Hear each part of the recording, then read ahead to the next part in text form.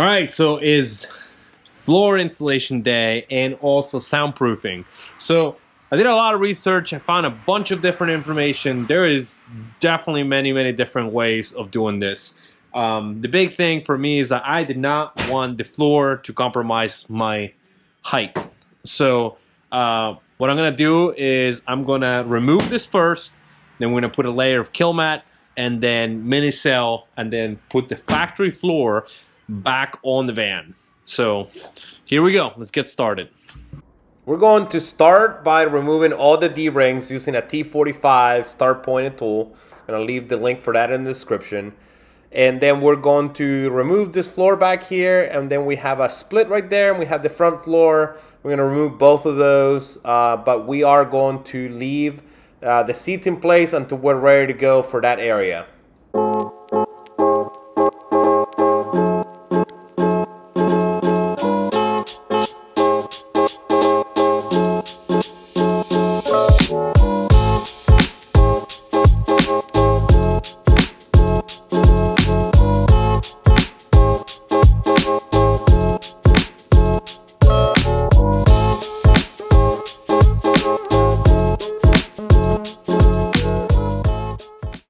So this is soundproofing. I think it has a little bit of insulation value. It's not much though, but this is gonna make the ride a lot more quiet in the back. So I got these things on Amazon. It's called Kilmat.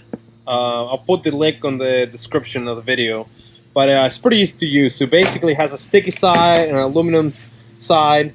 Push it down. I also recommend that you get this toolkit. There's all these rollers, because you definitely want to roll this stuff so it doesn't pop up when it's hot. You might get some bubbles in there.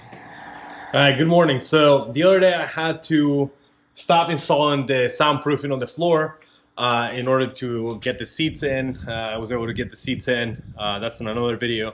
But as you can see here, I got a lot of it done. So today I'm gonna finish putting the soundproofing the whole way to the front and around the seat brackets, and then put the stock floor back on. So I am using the stock floor, but before we do that, we're gonna put that micro foam glued onto the stock floor and then put everything back on.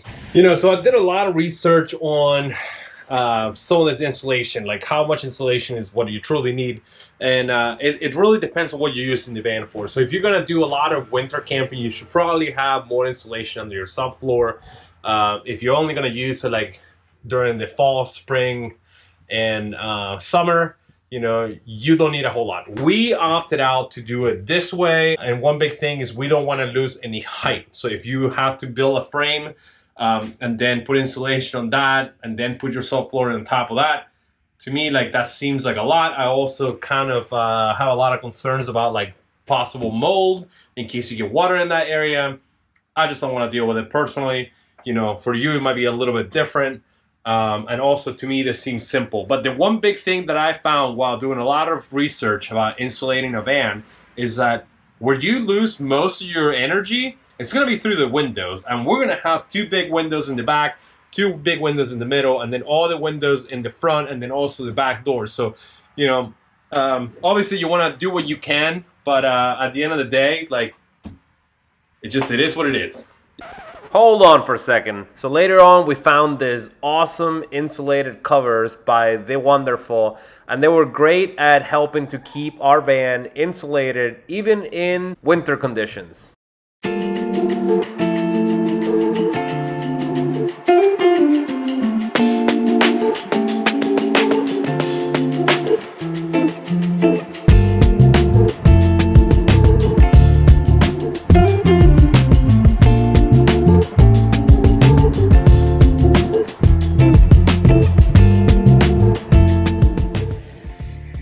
Alright, so the Kilmat is done. I did make sure I tucked it underneath the rubber floor mat for the front, and it's pretty tight against its brackets here.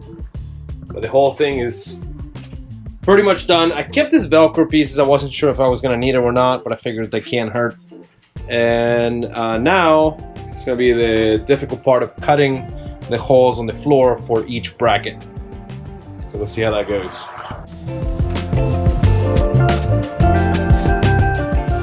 Alright, so I got all the seat brackets drawn. I'm gonna make the cuts now. I already started one, and then try it on.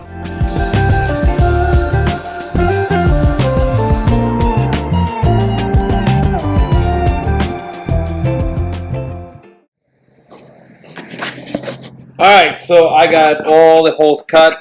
I gotta just get it on the van before I sand the edges a little bit. Just want to make sure it actually fits.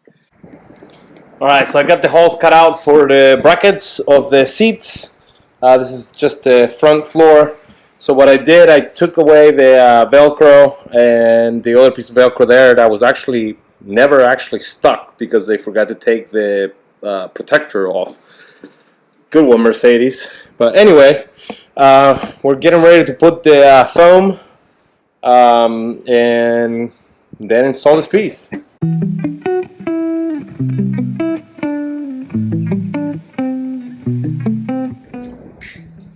Alright, so I'm getting ready to glue this thing. I'm going to use this spray-on glue right here. I'm going to spray it all over this thing, and then what I'm going to do is I'm going to slowly start rolling the foam, and then at the end put it on the floor and cut it. Just basically trace it with a knife.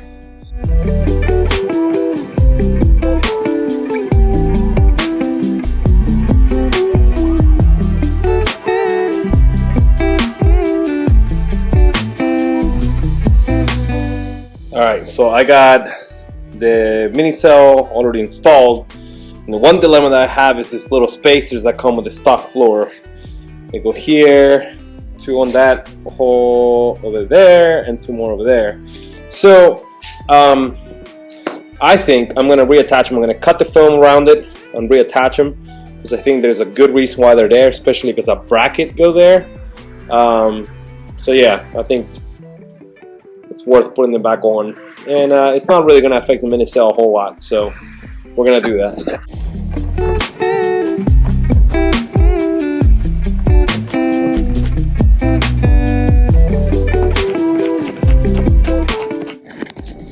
Alright, so they are fully installed, and another thing that I wasn't 100% sure was the Velcro. I did put it on to the foam. I don't know how much it's going to help, but you know, if it prevents some movement, I think it's a good thing. There's going to be a lot of weight on all this stuff anyway, so I think, you know, why not just keep it as close as stock as possible. So alright, I'm going to repeat the process on the rear floor, but first I'm going to say hello to my Amish neighbor. Then we're going to install our Minicell and spray on glue just like we did before and roll it to make sure it stays in place. We're also going to be cutting the excess Minicell off the floor to maintain a clean cut. Alright, so the Minicell on the back is complete.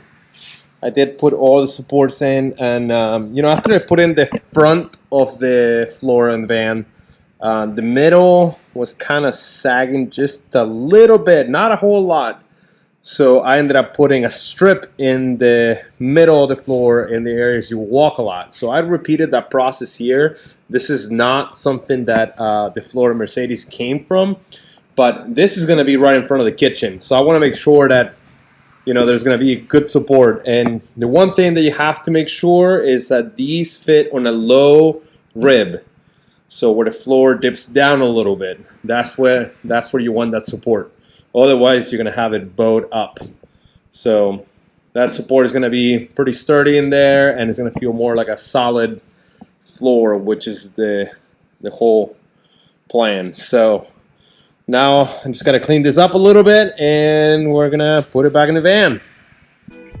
We got the floor back in the van, and the one thing that you have to watch for here is to make sure that you don't install these D-rings too tight on your van, because they do need to be able to move a little bit, especially between summer and winter time with expansion of the plywood.